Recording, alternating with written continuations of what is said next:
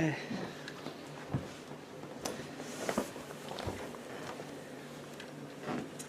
I always love it when people send me stories via email, because I collect stories. And I have a story, I always like to share a story first. And this one has a lot of what I feel are minute details. So I'm actually going to read this, and I apologize that I'm reading it. Maybe you prefer that I just tell it, but I'm going to read it. The message will still be the same. This is called Billy's Mission.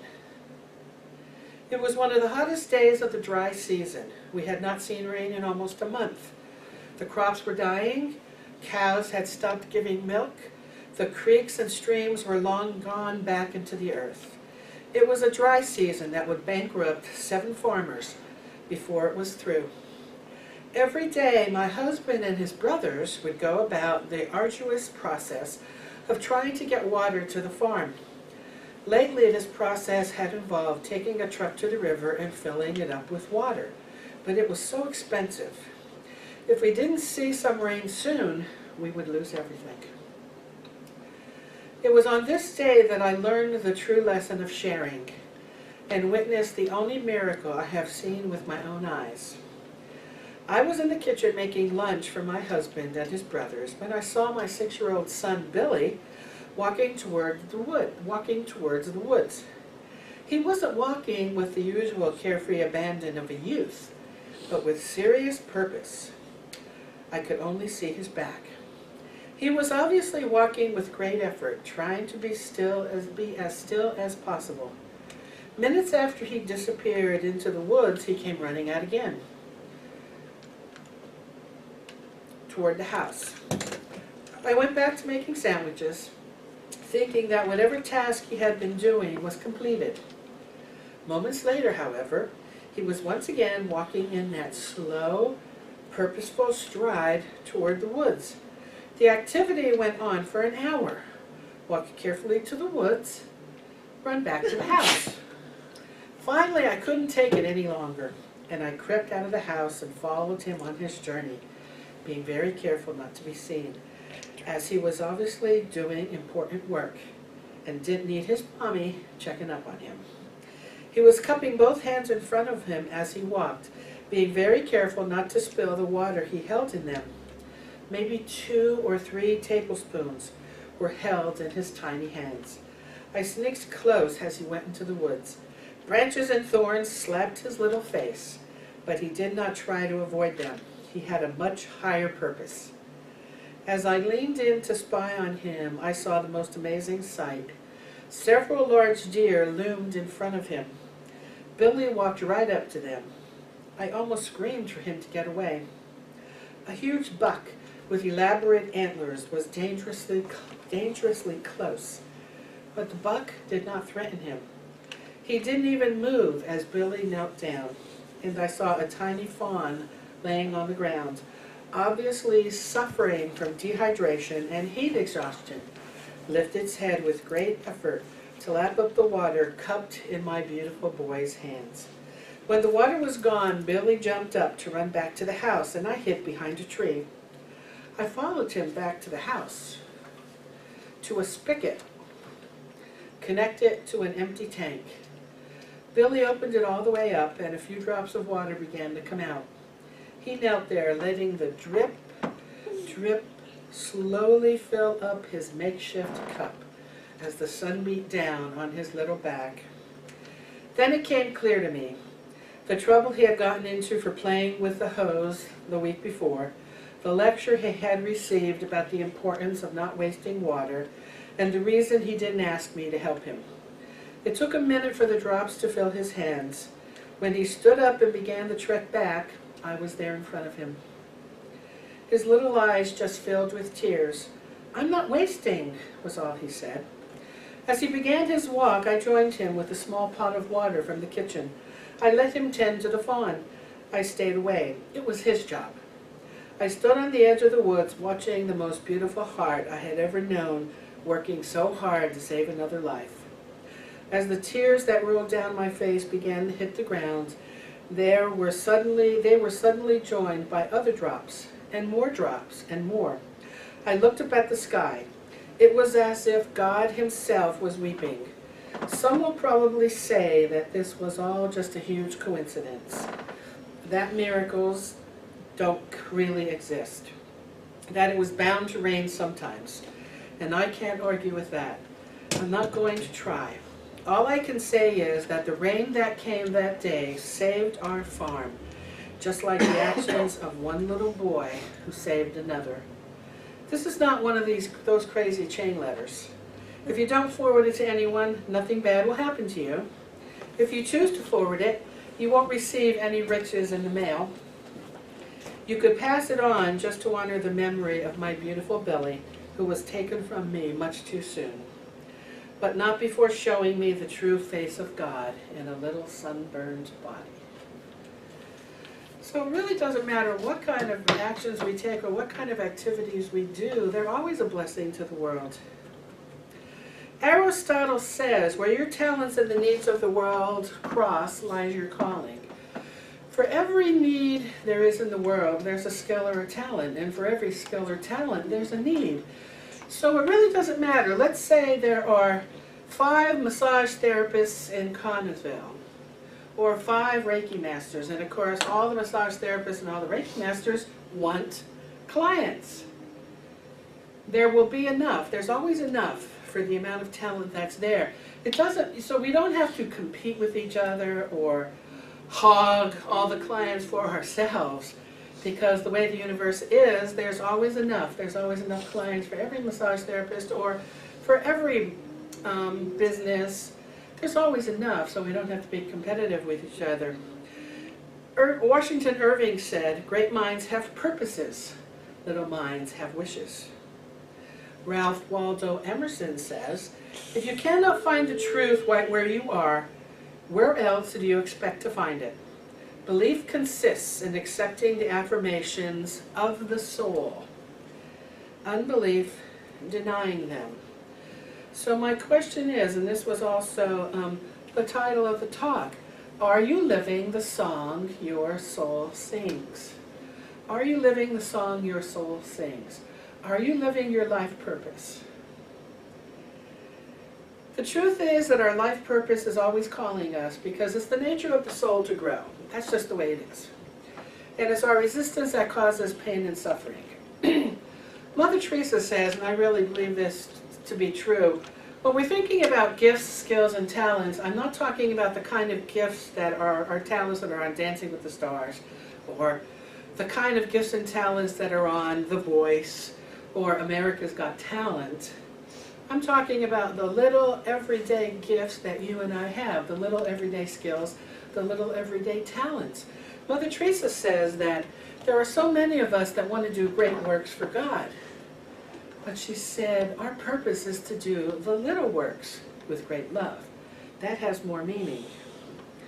And our life purpose is always calling us. It's that little whisper that we hear when we have an important decision to make. It's that little intuitive message that I tend to ignore anyway, that tells us to go here instead of there. It's that emptiness we feel when we said yes, when we really wanted to say no. Our purpose in life is unfolding, whether we realize it or not. The best way to really figure out what your life purpose is to take a look back at the events in your life. It is also really true that there are no accidents in the universe. Everything that has happened to us that seems to have some meaning or some purpose is a gentle nudge trying to nudge us into the right direction toward whatever our calling is. In Book 3 of Conversations with God, Neale Donald Walsch says, everything that occurs, everything that has occurred, is occurring, and ever will occur, is the outward physical manifestation of your innermost thoughts, choices, ideas, and determinations regarding who you are and who you choose to be. How many of us have ever thought this? Because I have. I feel like something's missing. I'm supposed to be doing something different with my life, or I feel like I'm living an unfulfilled life. What is it that's calling me? I know I have a purpose, but I'm not sure what it is.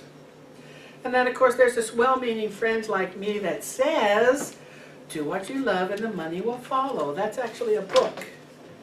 And you're sitting here thinking, that kind of sucks, actually. For one thing, I can't figure out what I'm supposed to be doing. I can't figure out what I love.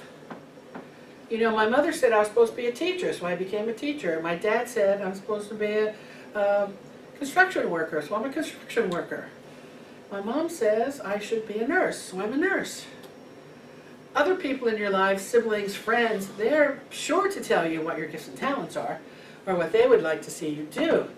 So it does take some soul searching to really get to what is our purpose and how do we recognize that. Most of us have sensed that there's got to be something better, there's got to be something with more meaning in my life. Wouldn't it be great to just jump out of bed in the morning with great joy? Charles Fillmore, the co-founder of Unity, has this affirmation that says, I fairly sizzle, that's a new word. I fairly sizzle with enthusiasm to do that which God wants me to do today. So jump out of bed and go do it. And if you're not jumping out of bed and go doing it, perhaps you have not gotten in touch with your life's purpose. Perhaps you're thinking of some more questions. How can my career or work be more fulfilling? How can I find more meaning in my life?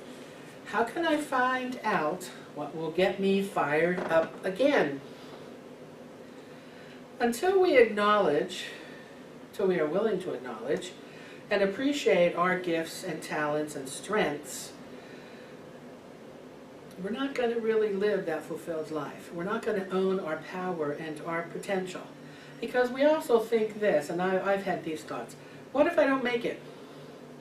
What if I'm not pretty enough or good enough? What if I'm not attractive enough? What if I fail and have to crawl home with my tail between my legs and go home and live with my parents again? You know, the words we think and the thoughts that we entertain either feed our purpose or extinguishes the flames of our purpose in life. In the book Creating Money by Sanaya Roman and Dwayne Packer, they write, do not try to figure out what to do with your life by looking at the world asking, what can I do for the world? Look at yourself and ask, what do I want to do that I love to do? What attracts me? What excites me? What are the issues I'm working on in my life? What can I get enthusiastic about doing? And again, the best way to find that purpose is to take a look back and kind of do a little self-examination of our past. Because it's in those peak moments in our life when we felt that we were making a difference, or we had the experience that time flies by so quickly, you weren't paying attention to time at all. Those are the times that point to our underlying values. For example, some of those peak moments may be times when you've helped someone, when you've developed a wonderful idea, when you've traveled to some remote and beautiful places. These stories from our past, the things that we like and dislike, reveals to us our core values, or the most important values in our life. For example, maybe some of your values are making a difference. Maybe it's important to you to have a job that is creative. Maybe you like to have a job that includes adventure, or is out in nature, or includes animals, or includes children. Maybe that's where your passion is. These are just a few core values, but once you established your core values, then you have a hint as to where your purpose lies. A fulfilled life is in alignment with our values. There are so many of us that aren't living our values. Let's say that you value peace and you're working for the Pentagon. You're not in alignment with your values. Maybe you're a scientist, again, that values peace. Not time for prayer requests yet. Likes to do prayer requests. Maybe your value is peace, and again, you're a scientist developing nuclear weapons or arms, or then you're not in alignment with your values. Your core values are going to be the compass that guides you. When you know your core values, and you can let them guide you in your decision making, you can expect the fulfillment in your life to increase dramatically. Core values point to our purpose. If you absolutely love working with children and you're working with adults, you're out of alignment with your core values. If you aren't interested in working with children and you want to work with adults and you're working with children, you're out of alignment with your core values. So by surrounding yourself with your desires, by surrounding yourself with the things that you enjoy, that's the link to living a fulfilled life. That's your life purpose or your life's work. Because your higher purpose, your life's work, your life's purpose is always something you love. The way to find out what you love is to get connected with your core values. If you're a massage therapist and you're working at Teletech, you're out of alignment with your core values. So you really need to figure out what your core values are. So how can you define your purpose? Well, I'm going to give you 5 ways that you can define your life's purpose. List 2 of your unique personal qualities, such as enthusiasm and creativity. Maybe those are your unique qualities. List 1 or 2 ways you enjoy expressing these qualities when interacting with others, such as support and inspire. Assume the world is perfect right now. What does it look like? How is everyone interacting with everyone else? What does it feel like? Now combine all 3 statements into one single statement. So I'm going to take everything that I've said and I'm now going to make a values statement, or kind of a statement about what my purpose in life is. My purpose is using my creativity and enthusiasm to support and inspire others as we all freely express our talents in joy, harmony, and love. Now, your life purpose has to do with your values. It doesn't have to do with a particular job. Your life purpose isn't a particular job that you're supposed to be doing. It's in alignment with your values.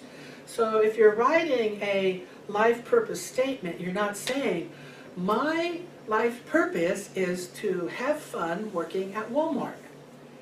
That's not how you write your life purpose statement. You want to include your values. My life purpose is to be creative and enthusiastic. Maybe writing and speaking is something that you really enjoy, so you can include something like that. The universe works out all the details. And I also want to encourage you not to limit yourself. You also want to think this or something better, thank you, God, when you're trying to figure out what your life purpose is. Use every experience you have as an opportunity to live your life of truth. If we're not in truth, we're not happy. Viewing every experience from the context of your life purpose and following spiritual laws, which is the next series of talks, enables you to live a perfect life. I found this on the internet too, and I don't remember who to give credit for, but I want to sum up with this reading. Your difficulty in finding your life's purpose is connected solely to your misunderstanding as to why you find yourself on this planet to start with. Most of humanity still believes that it is here to prove itself worthy of some higher authority. Many have called this authority God. This could not be further from the truth. You are the physical extension of God.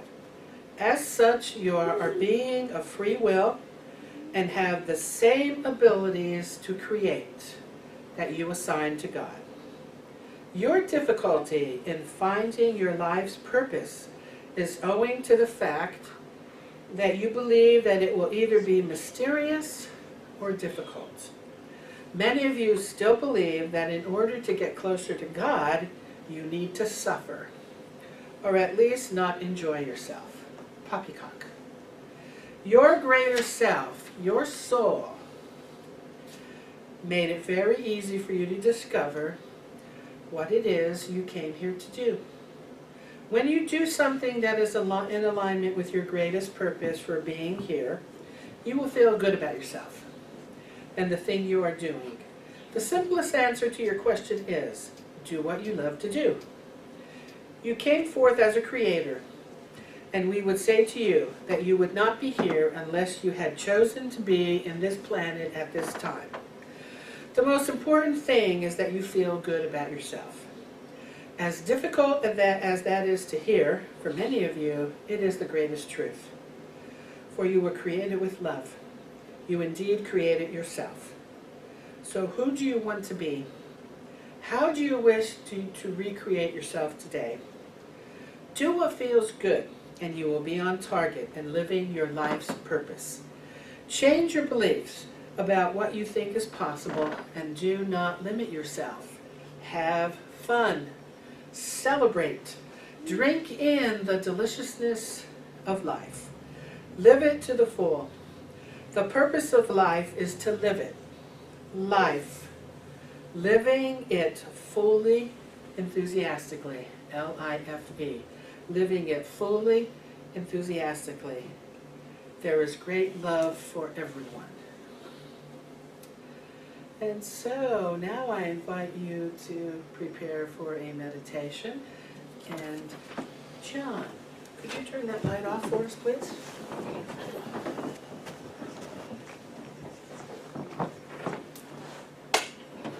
Thank you.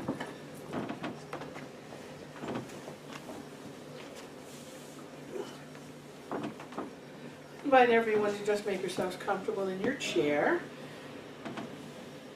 If you are crossing your legs or your arms, then I invite you to uncross them so that the energy can flow freely from your higher self, from the divine, through your body, out through your heart and hands. Good idea. Take one deep breath. As you're exhaling, just do a scan of your body. And if you notice any tension, invite that tension to relax. Give it permission to relax.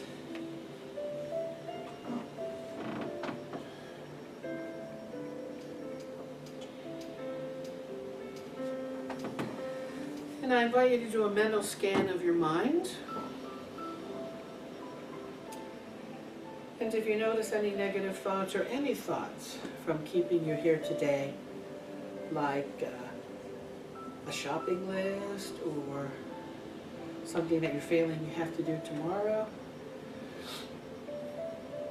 I just invite you to just say cancel, clear, and let that thought go.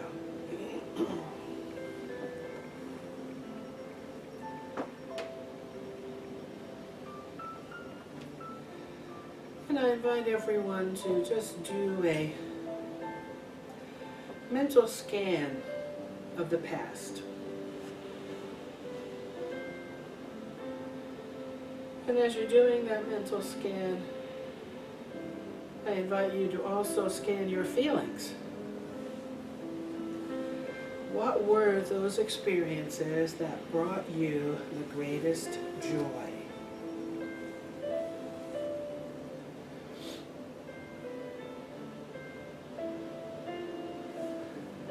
What were those experiences that brought you the most fulfillment?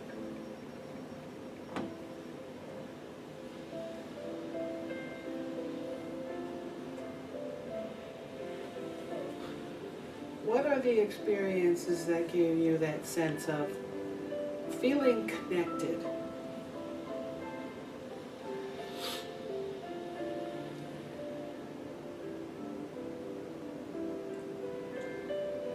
What are those experiences that you absolutely loved and you felt expansive? Love is expansive.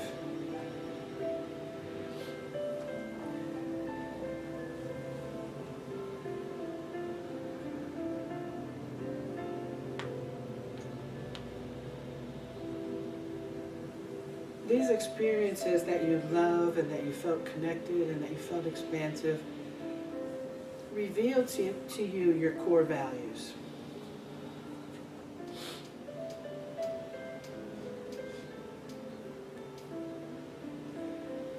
Maybe your core value is creativity. Maybe one of your values is loving to be outside. Maybe some of your core values are loving to work with people. Maybe a core value is loving to work by yourself, alone.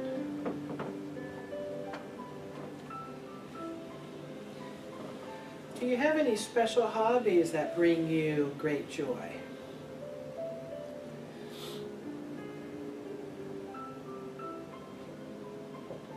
If you had all the time in the world and had no agenda, no to-do list, how would you spend your day?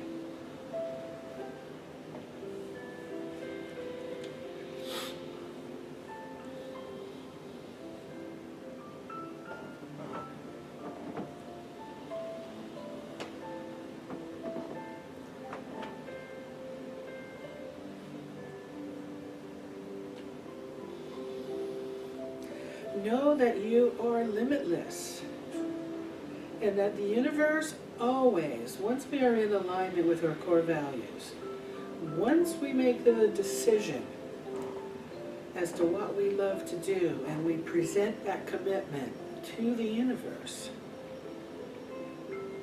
will respond.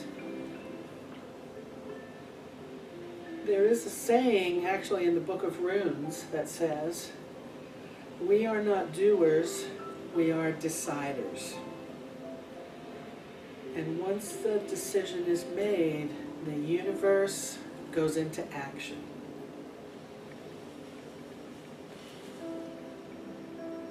What is it that you would be doing if money was not an issue?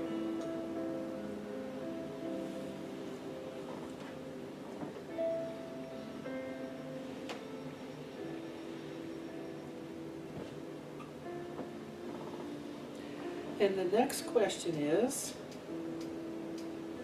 are you doing those things now in your life?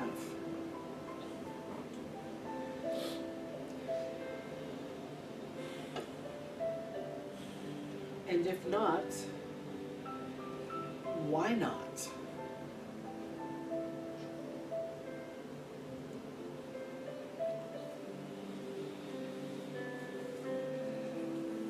That is your task, to answer that question.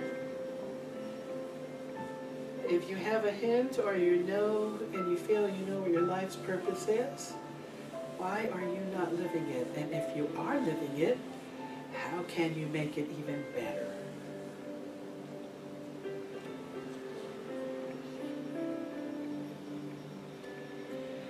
So that is your homework for this week. Answer those questions.